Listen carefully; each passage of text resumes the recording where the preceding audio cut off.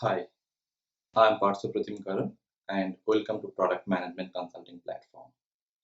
Today we will be talking about common mistakes in product management.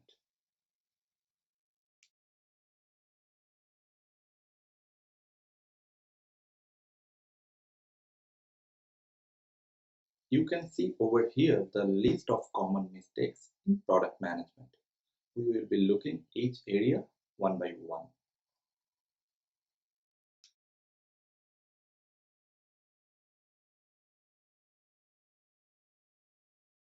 Less awareness about the customer base. During customers' interviews or discussions, they can seem enigmatic. And no matters how much we try to predict their behavior, we end up scratching our head without satisfaction and also wondering where we went wrong and lacking from or missed something. Very often, customers can be fickle and unpredictable. And if we don't make time to know our customers better, we will not really understand what's lacking in the product. For better understanding of our customer, what they are looking for, we should create customer's profile and determine their informations like age, gender, lifestyle, and other important factors. What will make them to buy the product?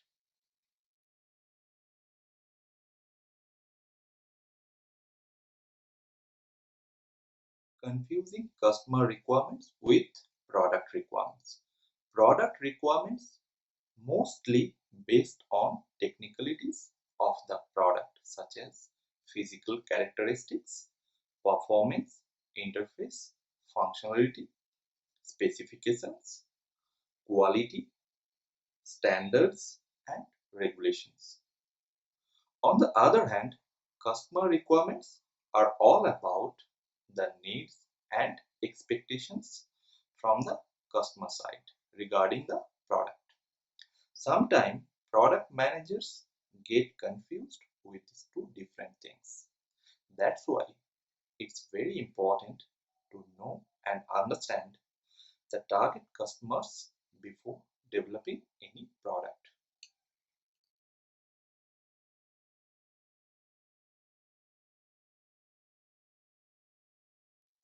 Being unrealistic with timelines. Mostly we want to complete things as soon as possible. Even being in a hurry, sometimes we may compromise with the actual outcomes of the product. We can always set a timeline for each task or project, but we have to make sure it would be realistic and achievable. Before fixing any timeline for any project, we have to consider many important factors like the total number of project members, their work schedules, the availability of the resources, their efficiencies, how long each task actually takes, and other important milestones. These will help to keep track of the progress.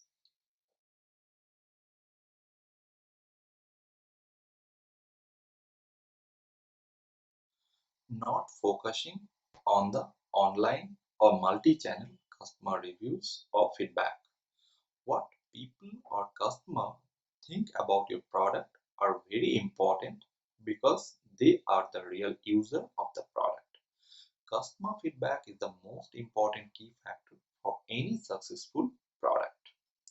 It's sad to say sometimes product managers are not focusing on the responses what they are receiving online or from multiple sources.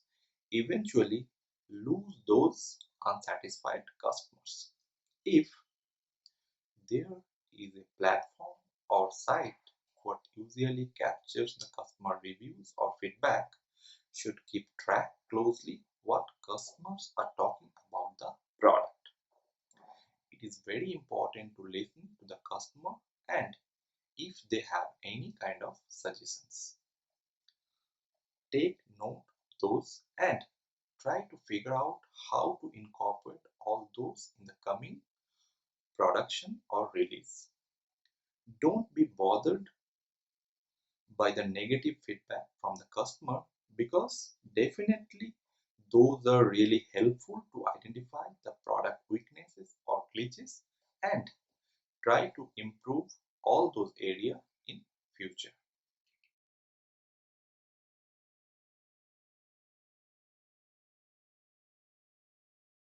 Confusing innovation with value addition. Mostly innovation without a clear purpose is simply technology looking for a problem to resolve.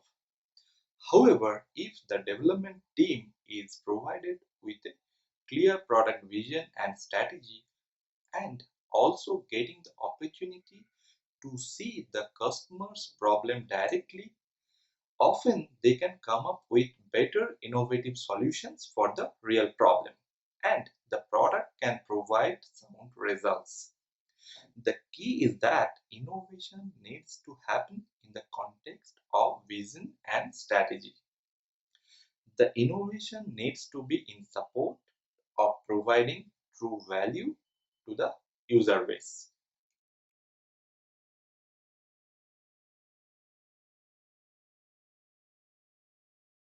Misidentifying features or product specifications as benefits. The users need to know what benefits the product will bring to them. Will it solve the problems they have, make their lives easier?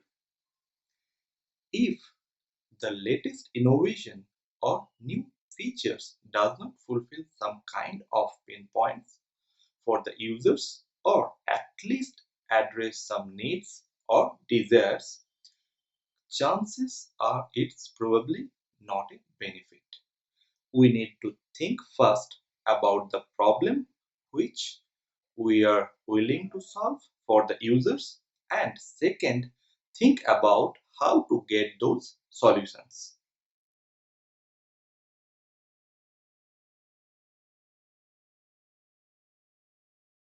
Confusing yourself with the customers or product buyers and the users. Often we see the customer and user won't be the same person. So while it's important to address the needs and concerns of the buyers for a product to be ultimately successful, it needs to add value into user problems. Typically, product manager and their teams will primarily familiar with the customers.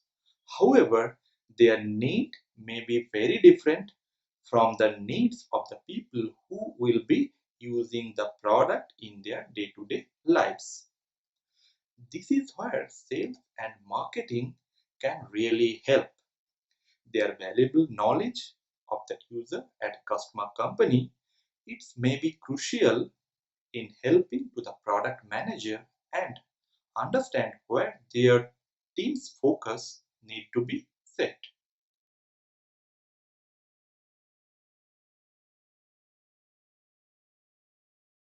Confusing product launch with success. Just because we have launched our product doesn't mean the business is already successful. We might have shed tears and blood to develop the product, but this is not the end of it all. In fact, this is just the beginning of the journey as a product manager or a business owner. The real success of any startup or organization may take up to 7 years or even 10 years, depending on how they manage their business. The problem with some of the product managers is that they become too confident after launching their product, thinking their success will be unceasing.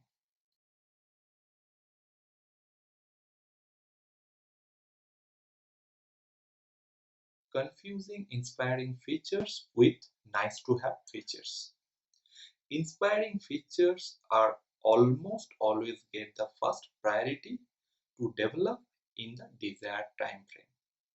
It's easy to come up with a solid list of functional and potential features, but not having the one that creates the desired enthusiasm or loyalty. Without the enthusiasm and excitement, it's much harder to build a loyal customers community, which makes it much harder to sell and support the product. While hoping to inject some excitement in product, sometimes we will find features which are inspiring and other times it is something a little less obvious, like the emotional impact of the visual design. Many product teams treat visual design as an afterthought. Near the end of the development process, they find a graphic design firm and the firm provide what polish they can to create professional looking product. But the design is much important factor in the user experience than most product team realized. The best way to create or get the early assessment in the product life cycle whether or not the product will be inspiring is to observe the response during the user testing.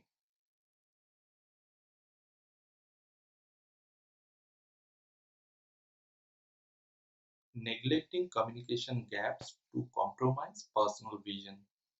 Work effectively for a team is very important. Communication gaps are the most critical factor for quality work over time.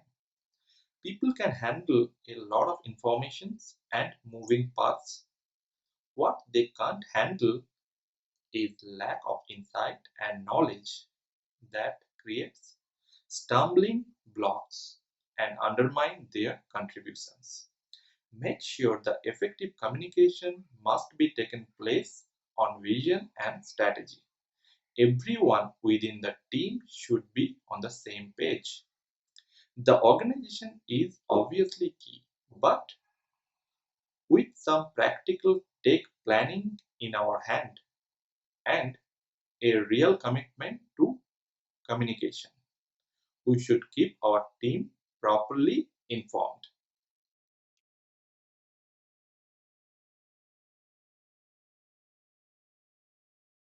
Confusing adding features with improving product. There is a misconception adding features is the formula of improving product. The sales team is likely telling that the customer likes the product but they need something additional X. Or the marketing team says simply have to add Y and Z immediately because unless competition is killing them. Sometimes we find the team follows the approach of they have tried A and B, so it must be C and D what are missing. Occasionally, we are really lacking some crucial functionalities. But if these are very crucial, it is hard to understand how those were missed earlier. More likely, the product has one or more of the other issues in the list of common problems. And rather than addressing the underlying issues, we instead look to additional features as the answers. Ironically, adding more features often creates the problem, as more features tend to make the product more complex and difficult to use and hard to communicate. The good product team is continuously improving the product.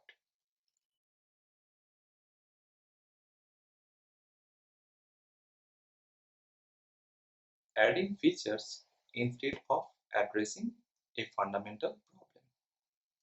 While a product doesn't performing well as per the expectation, it can be tempting to expand upon it by adding extra features.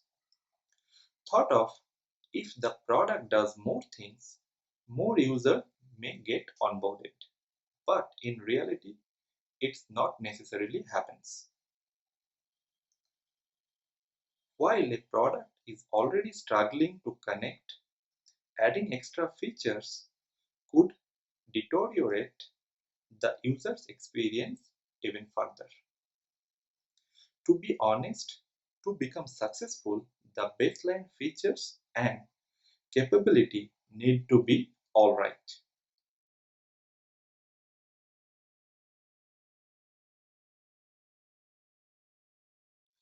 Confusing impressive specifications with an impressive product.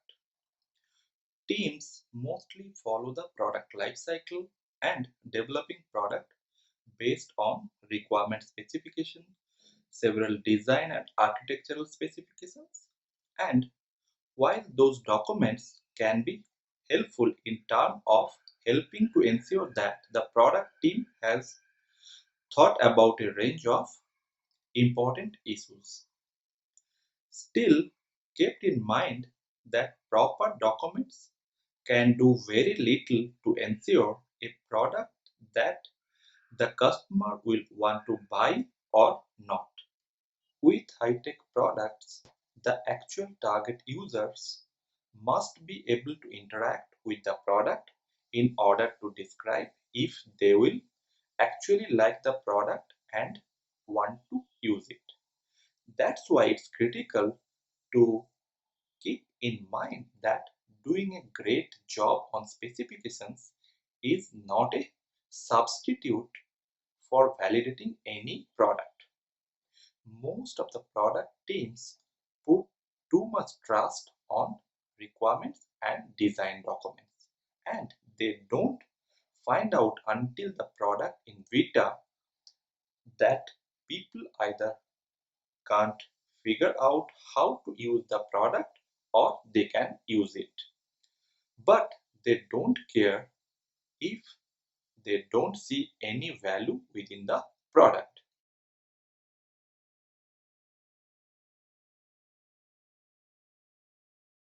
Underestimating the importance of copy and visual design. User experience is the most emotional factor for any product. It's emotion, not the discriminatory user's mind, that determines which product we should invest in. So, when the budget starts to thin out and need to make hard decisions, should think twice before drag down the UX part from the priority list. Always the marketplace is very much structured with multiple new stuffs and users' attention span fluctuating tremendously. So, if we want a chance to stand, we simply can't underestimate the importance of not only product look but also the voice, what used to communicate, and the feelings what provokes across the user base. Thus, writers and designers are very much needed.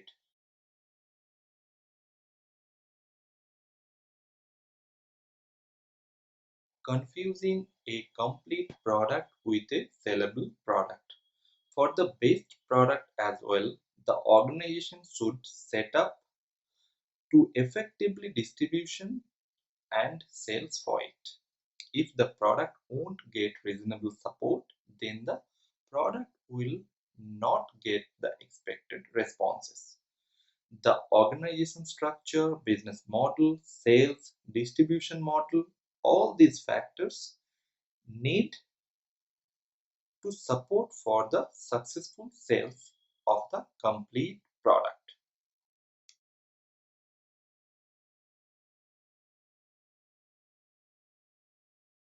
Mingling matrix matching with product success. Most of the cases, we will have to work within certain parameters for any project, including budgets, deadlines, and quality metrics. These all are very much important aspects for any product journey. We would not able to build anything without those.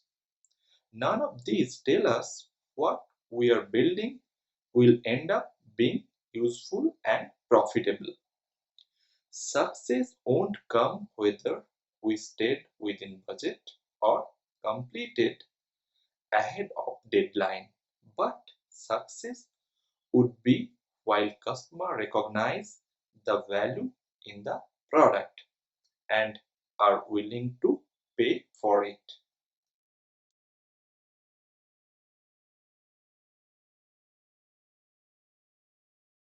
Summary: beyond all these common mistakes, the product team usually make thousands of decisions during the entire product journey. What will determine the product success stories?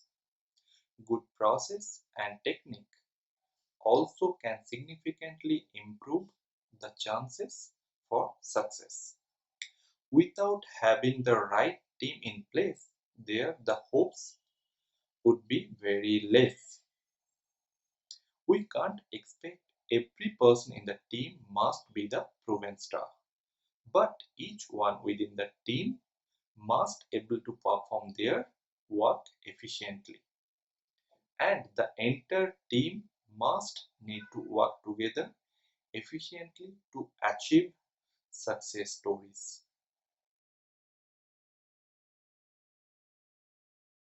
We are almost done with the today's session.